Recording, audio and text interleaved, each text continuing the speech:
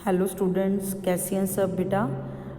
बेटा जो आपके ना बीकॉम वाले स्टूडेंट्स हैं, ये टॉपिक सिर्फ उन स्टूडेंट के लिए है, बीबीए के सिलेबस में ये नहीं है। पहले भी आपको याद होगा कि हमने 2-3 वीडियोस बीबीए ने नहीं कवर की।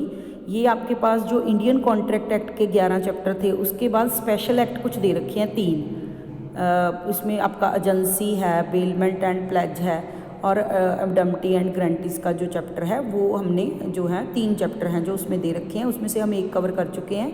आज हम सेकंड कर रहे हैं बेलमेंट एंड प्लेज, सिर्फ बीकॉम के स्टूडेंट्स के लिए है बेटा, आपके सिलेबस में नहीं है बीबीए के ये। तो सबसे पहले बेलमेंट होता क्या है, तो bailment is derived from a French word वेलर विच मीन्स टू डिलीवर, वो बंदा जो डिलीवर करता है कोई चीज़।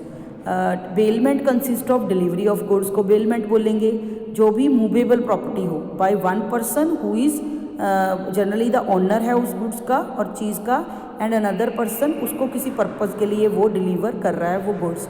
The goods are to be return to their owner को आफ्टर द पर्पज़ जिसके लिए दी गई हैं वो जब पूरा अकम्प्लिश हो जाएगा, तो उसके बाद वो उसकी डायरेक्शंस के अकॉर्डिंग उसको वापस ऐजा कर देगा।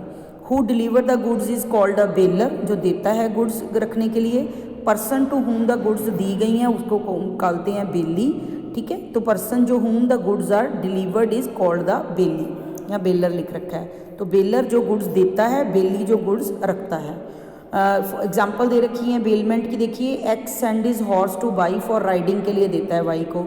एक्स अपना स्कूटर जो है बी को देता है यूज़ के लिए।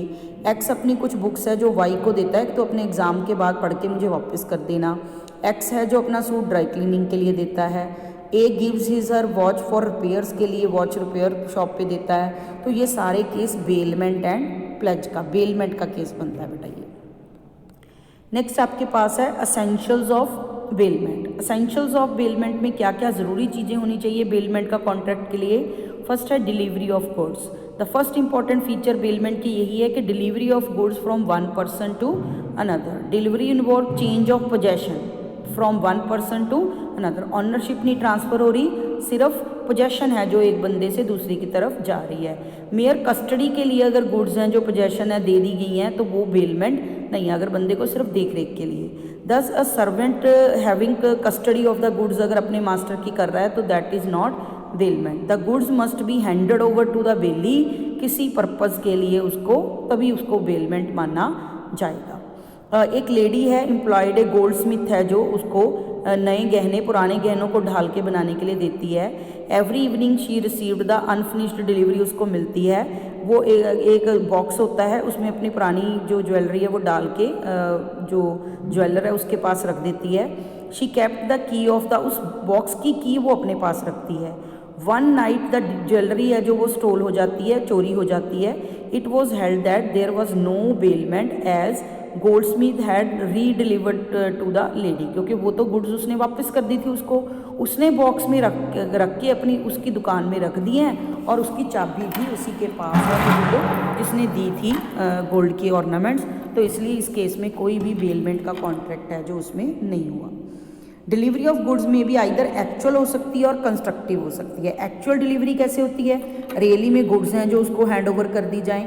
कंस्ट्रक्टिव डिलीवरी होती है on the other hand does not involve any change, physically possession change नहीं होती, गुड्स रिमेंड वहीं जहाँ पे हैं, बट समथिंग ऐसा किया जाता है जिसके साथ जो पोजेशन है वो बेली के पास मानी जाती है। तो उस केस में भी हो सकता है, डिलीवरी एक्चुअल भी हो सकती है और कंस्ट्रक्टिव भी हो सकती है। सेकंड है delivery of goods must be for some purpose. जब भी गुड्स ट्रांसफ़र होंगी, डिलीवर होंगी किसी बंदे को, तो किसी स्पेसिफिक पर्पस के लिए वो गुड्स हैं जो वो ट्रांसफ़र की गई हों, तभी वो बेलमेंट मानी जाएगी। बाय मिस्टेक गुड्स दे दी आपने किसी को, दैट इज़ नॉट बेलमेंट। आपने निगरानी के लिए दी, that is not bailment. Delivery of goods being for a purpose, और बेली है जो उसके बाद उसने वो गुड्स वापस करनी है जब वो जो हमारा पर्पज़ है जब वो कंप्लीट हो जाएगा।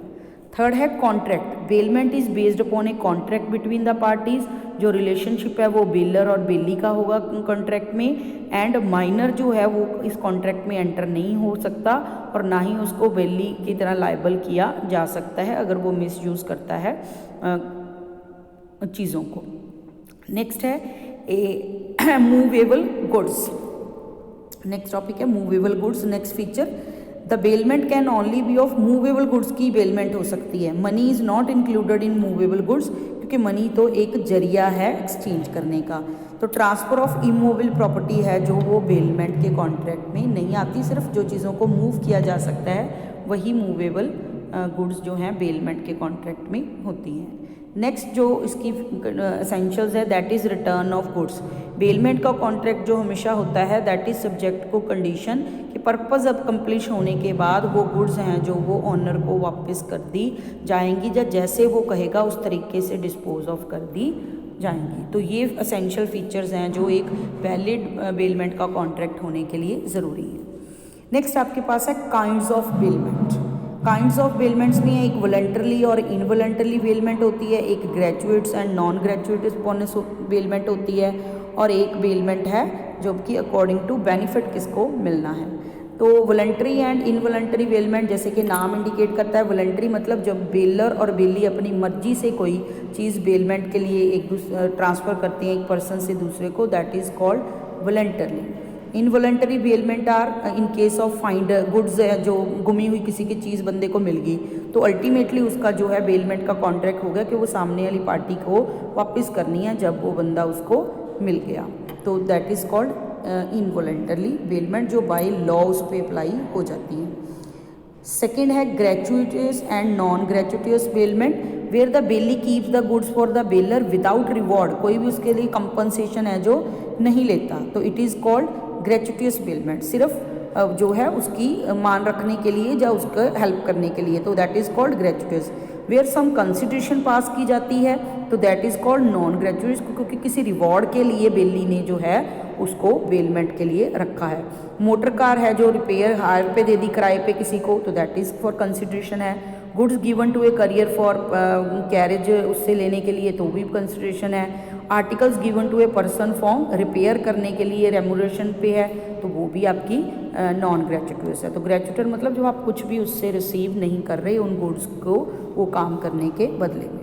नेक्स्ट है बेलमेंट में ऑल्सो भी classified in accordance with the benefits कौन सी पार्टी ड्राइव कर रही है। बेलमेंट हो सकता है exclusive for the benefit of baler के लिए सिर्फ की जा रही है, या सिर्फ बेली के बेनिफिट के लिए की जा रही है, या म्यूचुअल दोनों के बेनिफिट के लिए की जा रही है। लेकिन जो थर्ड टाइप है bailment for mutual benefit, generally इस तरह की ही बेलमेंट है जो होती है जिनमें दोनों पार्टी का कोई बेनिफिट होता है। तो ये थी आपकी काइंड्स ऑफ बेलमेंट। इसके पास आपके पास है बेटा राइट्स और ड्यूटीज़, बेलर की और बेली की, दोनों के क्या क्या राइट्स हैं और क्या ड्यूटीज़ हैं। तो जो राइट्स होंगे बेलर के वो किसकी ड्यूटीज़ होंगी, बेली की, और जो ड्यूटीज़ होंगी बेलर की वो क्या होंगे, राइट्स होंगे बेलर के। तो ऑपोजिट होएगा बेटा। इन्फोर्समेंट ऑफ बेलीज ड्यूटीज़, तो as a matter of the fact duties जो हैं बेलीज के वो राइट्स बन जाते हैं, मैंने अभी बताया। तो एक बेलर के पास कौन कौन से राइट हो गए, राइट टू क्लेम कंपनसेशन मांग सकता है अगर गुड्स को ध्यान से नहीं रखा गया बेली के द्वारा। दूसरा राइट टू क्लेम कंपनसेशन अगर उसको अनऑथराइज तरीके से उसने अपनी गुड्स में से मिक्स कर लिया और उसमें से पहचानना अब गुड्स को मुश्किल है। Third right to claim damages अगर उसको अनऑथराइज तरीके से यूज़ किया है बेली ने। And right to demand goods back अगर उसका पीरियड है जो ख़त्म हो गया है पर्पज़ उसका। And next right to claim यानी natural assertion to the goods bailed, जो गुड्स की दी गई हैं उसको कोई नेचुरल तरीके का नुकसान पहुंचा है तो उस तरीके से उसका लिए भी वो क्लेम कर सकता है। तो ये हो गया इन्फोर्समेंट ऑफ बेलीज ड्यूटीज़ या rights of a bailor. Right of termination, next right है right of termination. A contract of bailment is voidable at the option of the bailor if the bailee does not act any regard to goods bailed. अगर bailee ने उन goods को कुछ इस तरीके के में लगा दिया है कि जब तक उसका पर्पस ख़त्म नहीं होता उसको वापस नहीं दिया जा सकता तो वो टर्मिनेट नहीं कर सकता। अदरवाइज जो बेलर है वो किसी भी टाइम बेलमेंट को कॉन्ट्रैक्ट को अपनी ऑप्शन पे वॉइड करवा सकता है, तोड़ सकता है। थर्ड है रीसोटेशन ऑफ गुड्स लेंट ग्रेचुअटली, जो भी गुड्स उसने ग्रेचुअली बेली को दी हैं तो उनको वो रिटर्न मांग सकता है इवन दो उसने लेंट की हैं स्पेसिफाइड टाइम मेंशन करके, तब भी उनको वो वापस है जो मांग सकता है। नेक्स्ट है right to file a suit against any wrongdoer. If कोई थर्ड पार्टी रॉन्गफुल एक्ट करके बेली से गुड्स लेने की कोशिश करती है या उन गुड्स को कोई इंजरी पहुंचाने की कोशिश करती है कोई थर्ड पार्टी, तो बेलर जो है वो थर्ड पार्टी को उसके लिए क्लेम कर सकता है कंपनसेशन। तो ये थी कुछ राइट्स ऑफ अ बेलर। इसके बाद हैं ड्यूटीज़ ऑफ ए बेलर की क्या क्या ड्यूटीज़ बनती हैं। फर्स्ट है duty to disclose known facts, जो भी कुछ उसे गुड्स के बारे में पता है तो वो उसको बेली को बताना ज़रूरी है। अगर उसमें कोई डिफेक्ट है, उसमें कोई कमी है, वो हैजार्डियस गुड्स हैं, उसमें कुछ रिस्क है, तो उसके बारे में बताना ज़रूरी है। Section 150 makes it distinguish between a graduated bailor and bailee for rewards as regards the degree of care and responsibility in regard to the goods bailed. तो कहता है अगर ग्रेचुटियस है, मतलब उसने कोई रिवॉर्ड नहीं लिया, उसके लिए तो रखी है, तो bailor is bound to the bailee कि ऑल दोज डिफेक्ट्स जो भी उस चीज़ में हैं वो सारे हैं जो उसको बता दिए जाएं, of which he is aware and which expose to the bailees to extraordinary risk अगर होता है तो उसके लिए पे बेलर को भुगतना पड़ेगा। The duty of a bailor for reward is much greater अगर है, he must see that goods which he gives on hire are safe हैं and cannot plead that he was not aware of the defects, कि मुझे तो इनके defects के बारे में पता ही नहीं था, इस पॉइंट पे वो इग्नोर नहीं कर सकता। तो फर्स्ट ड्यूटी होगी डिफेक्ट्स के बारे में जो है उसने अवेयर करना है बेली को। Second, duty to bear extraordinary expenses, अगर बेलमेंट में कुछ खर्च करने पड़ते हैं उसमें। Where the bailment is gratuitous and bailee is to receive no remuneration, तो the bailor shall pay the bailee all the necessary expenses, जितने भी उसने बेलमेंट के पर्पज़ के लिए इंकर किए हैं। Where a bailee incurs medical expenses for a sick horse और expenses for the recovery of the stolen horse, it is the duty of the bailor to reimburse the bailee के खर्चे वापस करके उसको जो नुकसान की भरपाई करे। Duty to indemnify bailee, under section 164 a bailor is responsible to the bailee for any loss due to his imperfect title in the goods. मान लो कि वो बेलर की है ही नहीं थी एंड थर्ड पार्टी ने बेली को क्लेम कर लिया। As such the bailee has a right to be indemnified by the bailor when the latest title is defective. अगर बेलर का टाइटल गुड्स के बारे में डिफेक्टिव था, उसके पास वो गुड्स का राइट ही नहीं था, वो गुड्स उसने बेलमेंट के लिए दे दी, तो अगर थर्ड पार्टी कुछ क्लेम करती है तो जो बेली है वो जो उसका खर्चा नहीं भरेगा, जो ए है उसको ही भरना पड़ेगा। Duty to receive back the goods, the bailor is under a duty to receive back the goods, जब गुड्स हैं जो उसका पर्पज़ पूरा हो गया एक्सपायरी ऑफ टाइम के बारे में।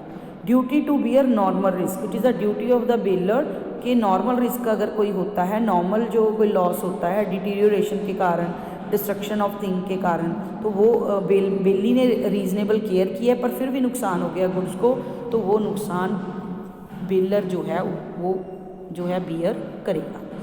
तो ये थे कुछ ड्यूटीज़ ऑफ बेलर। ये थे बेटा rights and duties of baler. इसके बाद हमारे पास है राइट्स ऑफ बेली। बेली के पास क्या क्या राइट हैं। फर्स्ट है enforcement of rights. The belly can buy suit enforce कर सकता है कि जो बेलर अपनी ड्यूटीज़ को फुलफिल करे। Second, bailment by several joint honours, अगर कुछ जनों ने मिलके बेलमेंट है जो की थी तो जो है एक जने की कहने पे भी वो जो गुड्स हैं वो वापस की जा सकती हैं, ज़रूरी नहीं है कि सबकी कंसेंट ली जाए। राइट टू कंपनसेशन, अगर bailee has no right to bailee the goods और टू रिसीव दैम बैक और to give directions regarding them and consequently the bailee is expose to some loss उसको हुआ है, the bailor is responsible for the same. तो वो compensation है जो अपने नुकसान की वो बेलर से ले सकता है। Right to remuneration, the bailee is entitle to lawful charges जो उसकी सर्विसेज के लिए बनते हैं। Where goods are bailed and work is to be carried on them by bailee and the bailee is to receive no remuneration, the bailee is entitle to claim the necessary, अगर उसको खर्चे कोई किए हैं, अगर ग्रेचुटियस है मतलब उसके लिए कोई भी रिवॉर्ड बेली को पे नहीं होना, तो अगर बेली ने कोई खर्चे किए हैं उस चीज़ को मेंटेन करने के लिए तो वो बेलर उसको वापस करे, ये उसको पास राइट है रेम्यूनरेशन का। नेक्स्ट है right to claim damages, bailee has a right to know the faults, अगर डिफेक्ट कुछ उस गुड्स में है, अगर बेलर जो अवेयर है उसके बारे में और उसने नहीं बताया उसके बारे में, बेली को कोई नुकसान हो जाता है उस चीज़ से, तो उसके डैमेजेस जो है वो राइट है उसके पास कि वो क्लेम कर सकता है बेलर से। नेक्स्ट है right of third person claiming goods bailed. Right of third person का है कि if a person other than the bailor claims के गुड्स जो बेल्ड की गई हैं, the bailee may apply to the court to stop delivery of goods to the bailor and to decide the title to the goods. अगर कोई third party आके मांग लेती है कि ये गुड्स तो मेरी हैं, तो वो कोर्ट में जाके उसके खिलाफ रोक लगवा सकता है कि पहले टाइटल डिसाइड हो जाए कि एक्चुअल में गुड्स का ऑनर है कौन है। नेक्स्ट है right to sue. Bailee can sue any person who has wrongfully defrauded him or use or possession of the goods bailed or has done them an injury। नुकसान पहुंचाता है कोई जो बेलमेंट के लिए उसके पास गुड्स आई हैं या उनको अनऑथराइज यूज़ करता है कोई बंदा, तो उसको स्यू है जो बेली कर सकता है। लास्ट वन राइट इसका है right of lien. The bailee enjoys the right of lien too, कि वो जो गुड्स हैं वो अपने पास रिटेन भी कर सकता है। तो वो जो है टॉपिक हम नेक्स्ट वीडियो में करेंगे, राइट ऑफ लाइन का बेटा। तो मिलते हैं बेटा नेक्स्ट वीडियो।